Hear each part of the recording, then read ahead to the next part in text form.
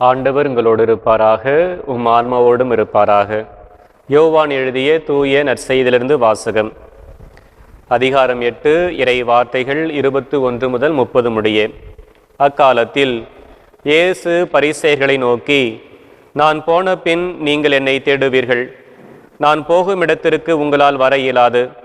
நீங்கள் பாவிகளாகவே சாவீர்கள் என்றார். யூதர்கள், நான் போகும் இடத்திற்கு உங்களால் வர இயலாது என்று சொல்கிறாரே, ஒருவேளை தற்கொலை செய்து கொள்ளப் போகிறாரோ என்று பேசிக்கொண்டார்கள். இயேசு அவரிடம், நீங்கள் கீழிருந்து வந்தவர்கள், நான் மேலிருந்து வந்தவன். நீங்கள் இவ்வுலகை சார்ந்தவர்கள், ஆனால் நான் இவ்வுலகை சார்ந்தவன் அல்ல. ஆகவே தான் நீங்கள் பாவிகளாகவே சாவீர்கள் என்று உங்களிடம் சொன்னேன். இருக்கிறவர் நானே என்பதை நீங்கள் நம்பாவிடில் நீங்கள் பாவிகளாய் சாவீர்கள் என்றார்.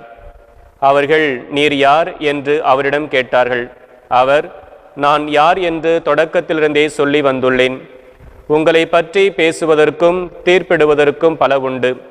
ஆனால் என்னை அனுப்பியவர் உண்மையானவர்.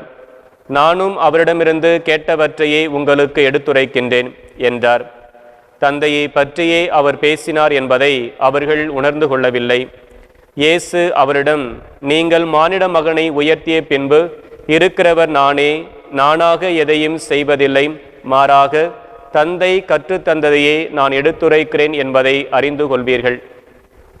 என்னை அனுப்பியவர் என்னோடு இருக்கிறார். அவர் என்னை தனியாக விட்டு விடுவதில்லை.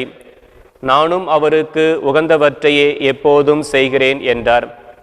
அவர் இவற்றை சொன்னபோது பலர் அவரிடம் நம்பிக்கை கொண்டனர். ஆண்டவரின் அருள்வாக்கு. கிறிஸ்துவே உமக்கு புகழ். இயேசு கிறிஸ்துவில் பிரியமான சகோதர சகோதரிகளே, இன்றைய நற்செய்தி வாசகத்தில் ஆண்டவர் இயேசு நம்மை பார்த்து ஒரு வார்த்தை சொல்கிறார். நானே அவர் என்பதை நீங்கள் நம்பாவிடில் உங்கள் பாவங்களிலேயே சாவீர்கள் என்று சொல்கிறார். இங்கு நானே அவர் என்பது வெறும் வார்த்தையல்ல, அது நம்முடைய வாழ்வின் ஊற்று, நம்முடைய இருப்பின் ஊற்று. செடியோடு இணைந்திராத கிளை எப்படி காய்ந்து போகுமோ அதுபோல வாழ்வின் ஊற்றாகிய கிறிஸ்துவோடு இணையாத ஆன்மா பாவத்திலேயே மடிந்து போகும் என்பது புனித அந்தோனியருடைய வாக்குவாதம். ஒரு நோயாளிக்கு மருந்து எவ்வளவு முக்கியமோ அதுபோல ஒரு பாவிக்கு இயேசுவே இறைமகன் என்கின்ற நம்பிக்கை மிக மிக முக்கியம். இந்த நம்பிக்கை இல்லை என்று சொன்னால் பாவத்தின் நஞ்சு நம்மை அழித்துவிடும். எனவே மானிட மகன் உயர்த்தப்படுகின்ற பொழுதுதான் நாம் அவரை யார் என்று அடையாளம் கண்டுகொள்ள முடியும் என்று ஆண்டவர் இயேசு சொல்கிறார். இன்றைய உலகம் உயர்வை எதில் தேடுகிறது என்று சொன்னால் தங்களுடைய அதிகாரத்தில் தங்களுடைய உயர்வை இன்றைக்கு தேடுகிறார்கள்.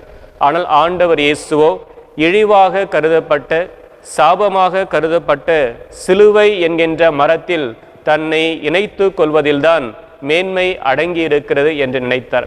எனவே தான் ஆண்டவராம் கடவுளும் அவரை மிகவே உயர்த்துவதாக திருத்தூதர் பவுலடிகளார் பிலிப்பியருக்கு எழுதிய திருமுகத்தில் மிக அழகாக சொல்கிறார். ஆக மோசே வெண்கல பாம்பை உயர்த்தியது ஒரு முன் அடையாளம் என்றால், இயேசு சிலுவையால் உயர்த்தப்பட்டது அந்த அடையாளத்தின் ஒரு நிறைவேற்றம். ஆகவே நாம் ஒவ்வொருவரும் நம்முடைய வாழ்க்கையில் இயேசுவுக்கு எந்த அளவுக்கு முக்கியத்துவம் கொடுக்கின்றோமோ அந்த அளவுக்கு நாம் அவரை நம்முடைய வாழ்க்கையில் கண்டுகொள்ள முடியும். அவருடைய தெய்வீக வல்லமையை நம் வாழ்வில் சுவைக்க முடியும் என்பதை நாம் உணர வேண்டும். இறுதியாக ஆண்டவர் இயேசு சொல்கிறார், தந்தை என்னோடு இருக்கிறார். எனவே நான் எப்பொழுதும் என்னுடைய தந்தைக்கு எது பிரியமாக இருக்குமோ அதைத்தான் என்னுடைய தந்தைக்கு ஏற்ற விதத்தில் நான் செய்து கொண்டிருக்கிறேன் என்று சொல்கிறார். ஆண்டவர் இயேசு எப்படி தன்னுடைய வாழ்நாள் முழுவதும் தந்தையினுடைய திருவுளத்தை தன்னுடைய திருவுளமாக கருதி வாழ்ந்தாரோ அதே போல நாமும் இன்றைக்கு வாழ அழைக்கப்படுகிறோம். இன்றைக்கு நம்முடைய வாழ்க்கையில் இறைவனுக்கு பிரியமானதை செய்கிறோமா என்று நம்மையே நாம் கேட்டுக்கொள்ள வேண்டும்.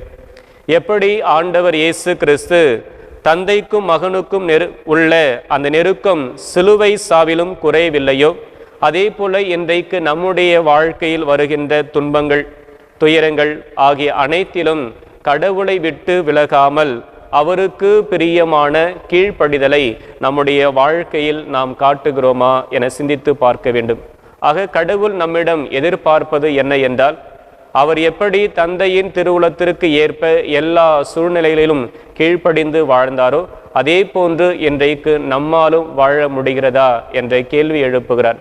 எனவே இந்த கேள்வியை நாம் உள்வாங்கியவர்களாக ஆண்டவர் இயேசுவிடம் வரம் கேட்போம். இறைவா, நீர் உமது தந்தையின் திருவுளத்திற்கு ஏற்ப பணிந்து நடந்தது போல நானும் நடக்க எனக்கு வரம் தாரும் என்று சொல்லி ஜெபிப்போம். ஆமீன்.